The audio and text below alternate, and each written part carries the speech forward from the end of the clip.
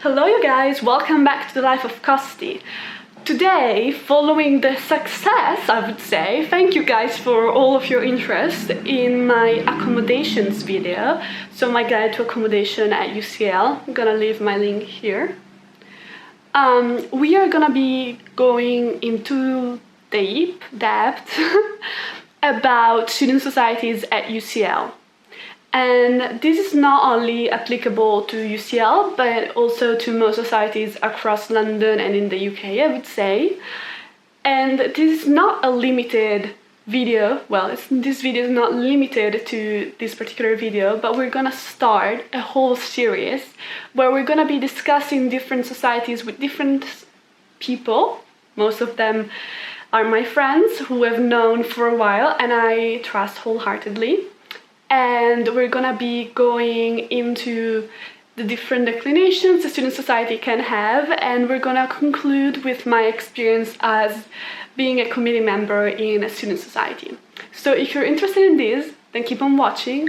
Oh, and just subscribe to my channel so you don't lose the other videos.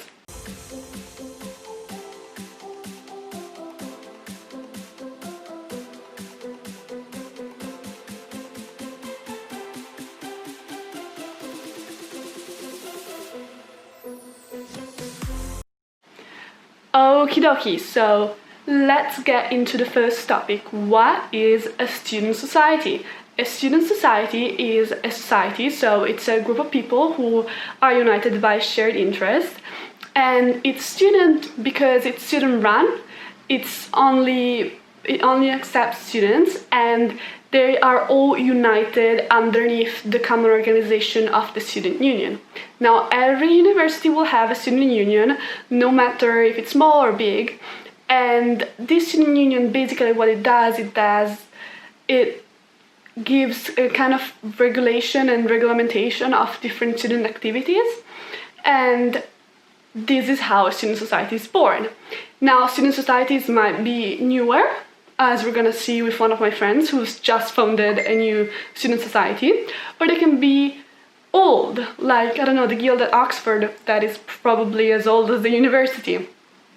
But what is most important is the kind of society that a society can be. So basically there is academic societies.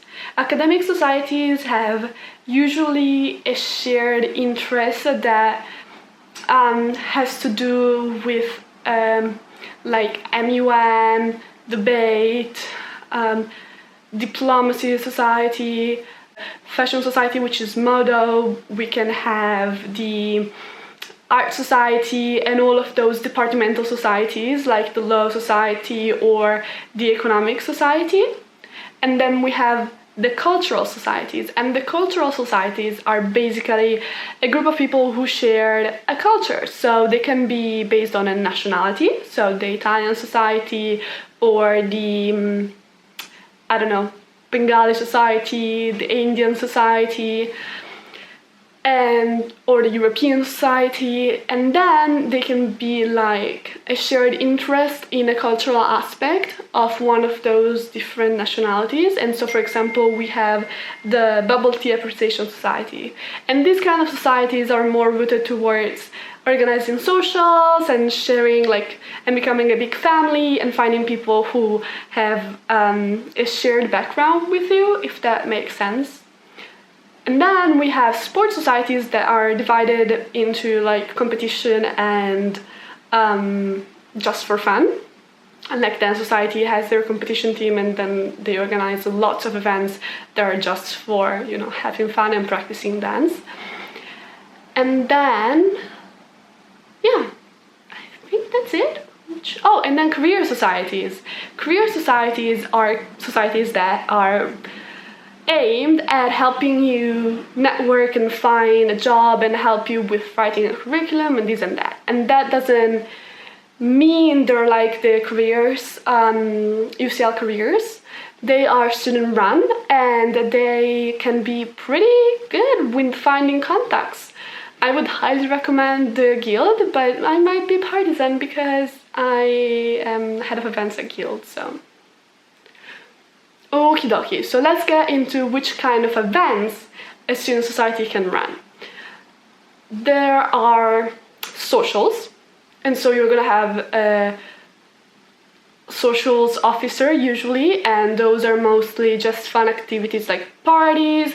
They can be galas, they can also be like winter balls, or they can be something like a pub crawl, and those are the most fun, and they're usually to make people inside of the society feel welcome and create a bond between the people. And some societies, like the European Society used to do, or like in my personal experience, like the Italian Society does, they basically just have that. And that's super fun, and it's great if you're looking for new friends or just tag along if you don't have someone to go out with right now.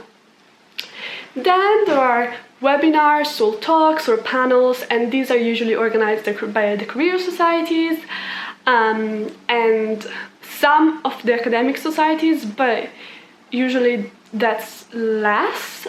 And for example, UCL Consultancy can have panels, or like I think it's called Marketing Society.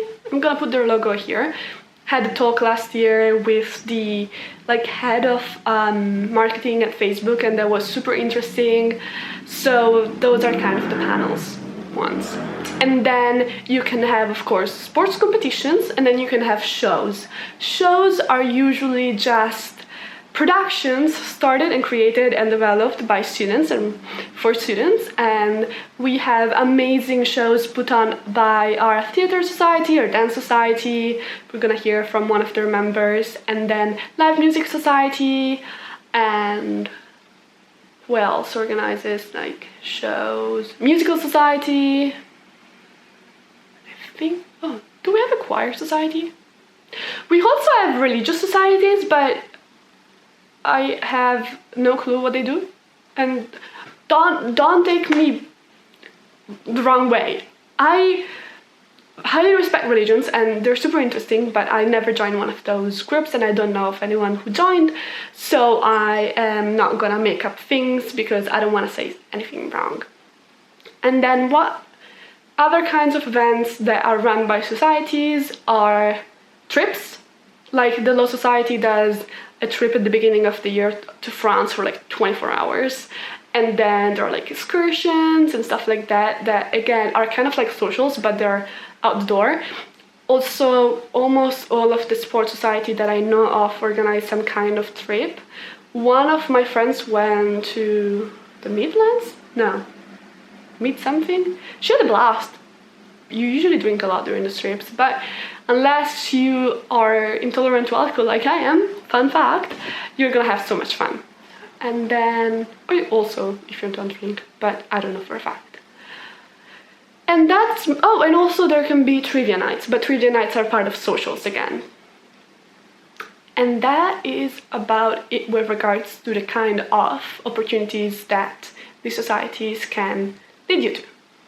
Now, next topic that you need to know about is the membership and the structure of the societies. So membership can be purchased after the welcome fair. This year is going to be carried out online on the 30th of September and the 1st of October.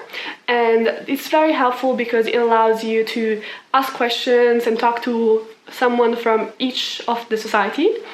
I would highly recommend you do a list before to know which societies you want to talk to, because it can be a little bit overwhelming given there are like thousands and thousands of society, and our welcome fair is the biggest in London, if not in the UK.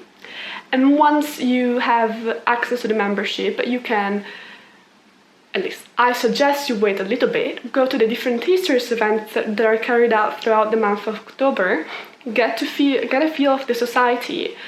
And once all of the societies that are done with these taster events, you're gonna have to purchase the membership if you want to participate in these in their activities. The membership is usually one, and it's for the whole year, and it's like between 10 and 20 pounds, but there are societies that are free, like the UCL Guild, and there are societies that are more expensive, like I believe sports, but just because you have to rent like the place to play, and then you have to get all the material. And then there are certain societies like the Film Society that offers 2 levels of membership. One is for just contributors to the blog or podcast, or people who want to participate in the socials and the screenings, and then production tier. And the production tier, of course, allows you to rent stuff and create movies and be more hands-on. But they are pretty inexpensive, I would say. Now, once you have your membership, you are a standard member. Each member will have the opportunity to candidate itself, apply for a role in the committee throughout the 2 AGMs. Usually there is one in the first term and one in the second term. Once you have the membership, you can apply for the AGM and get in the AGM, well, you can go to the AGM and apply for a position inside of the society. Usually most positions will open in the AGM that's in the second term, which is around February, and you will have to have a membership will have had a membership for 30 days before the opening of the positions to vote and get elected. But some positions do open before, and there are roles that open throughout the year, so just, ask. Never, ever, ever be too shy to send a message to a society, because otherwise you'll be locked down of so many opportunities. I discovered this later this year, and I wish I hadn't. I wish I'd just sent the messages. So going back to the positions that are open throughout the year, there are, for example, the first-year representatives of many societies that open in the AGM that's carried out throughout October, I think at the end of October.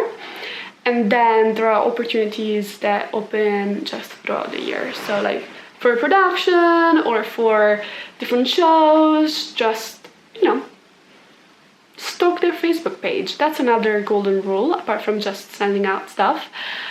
Just follow their Facebook pages and get like reminders and check Facebook as much as you can, so that you are always updated and you're not left out from events. You know all of the structure of the student societies.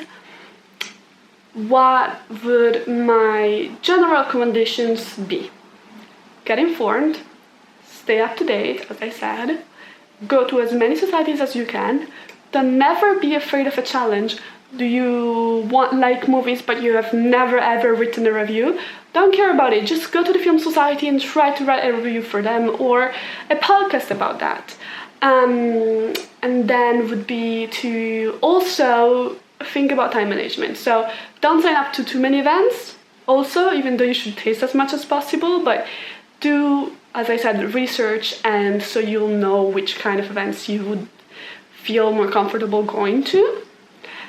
And once you're at the event, just talk to the people next to you. Just go, "Hey, I'm Costy, nice to meet you. Oh, so what's your degree?" "I am ISPS. "Oh yeah, nobody knows about ISPS. It's International Social and Political Studies. Do you want a video on my degree? Because nobody knows about it." But I don't know, just leave it in the comments down below. And then they'll go, "Oh yes, I am part of economics. I'm a first-year student." And that's how you meet new people. And that's kind of adulting for you guys, if you're not too extrovert. If you're extroverts, you've done it for probably your whole life, and so I'm not gonna be here and tell you what you have to do, because you know it better than I do, because I'm an introvert. To conclude this video, I'm just gonna tell you guys to go on the Student Union website and check out the What's On calendar, so that you know all of the events that are being carried out, and to follow my golden rules, and to write to my social medias, Thelifeofcosty, if you have any difficulties, and have fun. Don't feel like you're stuck to the person that you were in high school, because you're not. You're a new person in a new place, or in an online new place, and have fun. That's all for me. Bye guys.